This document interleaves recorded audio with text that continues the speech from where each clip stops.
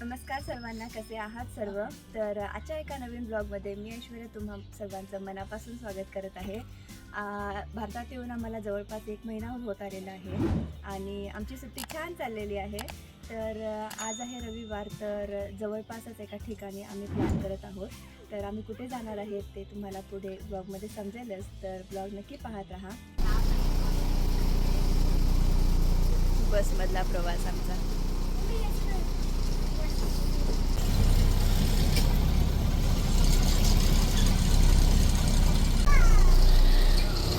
आम्हाला ड्रॉप करायला आले होते.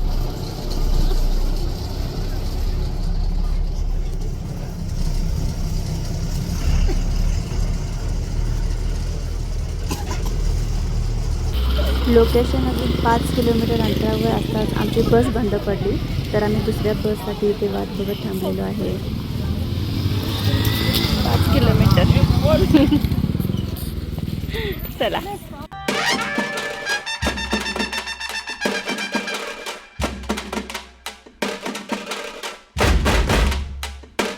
Where are you now?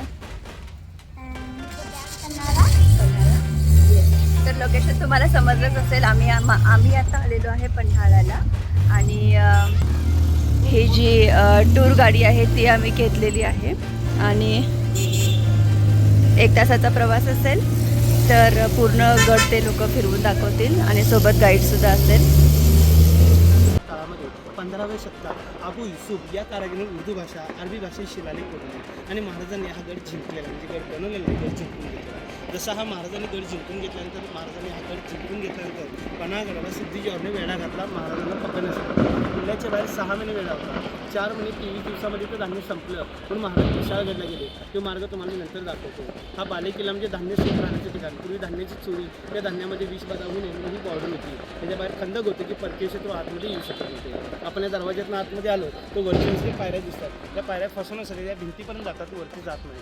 दोन्ही सारा 2 खिडक्या आहेत, त्याच्या आतनं वरती रस्ता गेला आहे. वरून जाऊन धान्य खाली आतमध्ये सोडायचं. या दाखवतो 4 पक्षी 4 इकडे लक्ष द्या. 5 आले 5 दरवाजे बंद असतात, वरचे होल आहेत, वरून धान्य खाली सोडायचं. ओके. खाली एकासारखं उंच म्हणजे असं खाली स्लोप होता. दरवाजे बंद असं वरून सोडले धान्य इथून बाहेर करणार. आपण खाली छोटं होऊन दिसते ना, त्याने बाहेर करायचं. आतमध्ये किती पाण्यासाठी एक खिडकीतनं बघायचं आणि एक खिडकीतलं धान्य लेवल याच्यावर वळवायचं. त्याला स्टेप आहे. वर्षाला 12 महिने 4 महिन्याची एक स्टेप, 4 ते 12 3 स्टेपमध्ये वर्षभरात धान्य. ही एकच कोटा आहे गंगा, यात तांदूळ, पलीकडे यमुना, त्या पलीकडे सरस्वती. वेगवेगळ्या कोटामध्ये वेगवेगळं धान्य.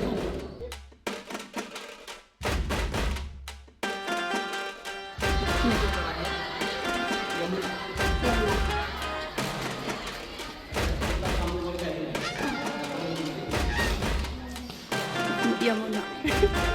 ते 7 नंबरमध्ये होतं. हे 3रं कोठार.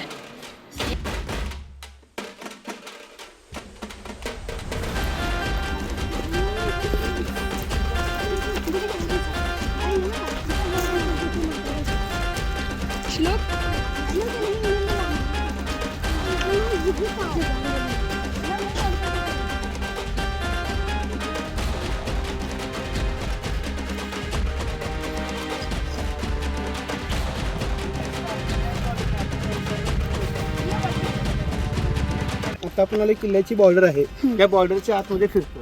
ही तटबंदी आहे. तटबंदीला बघितला तर या ठिकाणी दिसते ना आपल्याला बुरुज, म्हणजे किल्ल्याच्या बॉर्डरच्या आतमध्ये फिरतो आपण. इथे बुंदीला पर्यंत 10 ते 12 फूट उंचीची भिंत आहे. हे उंच वाटत नाही आपल्याला, जमिनीच्या लेवल वाटते. आपण उंचावरती आलेलो आहोत. खाली गाडी लावून वर आलो असं तटबंदी उंच वाटले. त्याचं नाव दुतुंडी बुरुज. याला दोन्हीकडे पायऱ्या आहेत सरात्राला. 2 तोंडी बनतात, 2 तोंडी बुरुज म्हणतात. 70 तोंडीचा पाण्यासाठी हा सगळा परिसर वरून दिसतो. ज्यांना वर जायचं वरून बघू.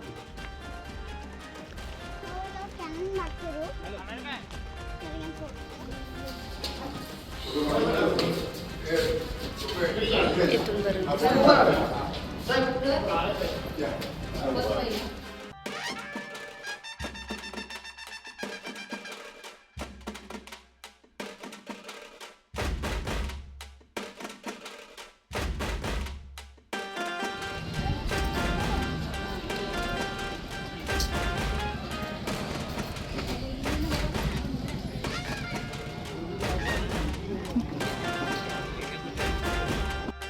जसा की आपल्याला इतिहास माहीतच आहे, सिद्धी जोहरने जवळपास 6 महिने पन्हाळगडाला वेढा घातला होता आणि छत्रपती शिवाजी महाराज या गडावर अडकले होते आणि ते गडावरून कसे निसटले याचा इतिहास आपण पुस्तकात वाचलेलाच असेल.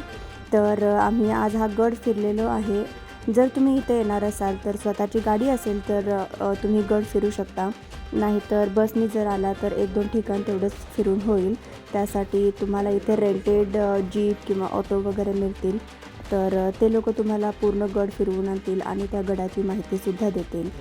तर आमचा हा आजचा अनुभव खूप छान होता आणि श्लोकला स्पेशली शिवाजी महाराजांच्याबद्दल त्याने मूवी पाहिली होती, पन्हाळगडावर महाराजांची कशी सुटका झाली.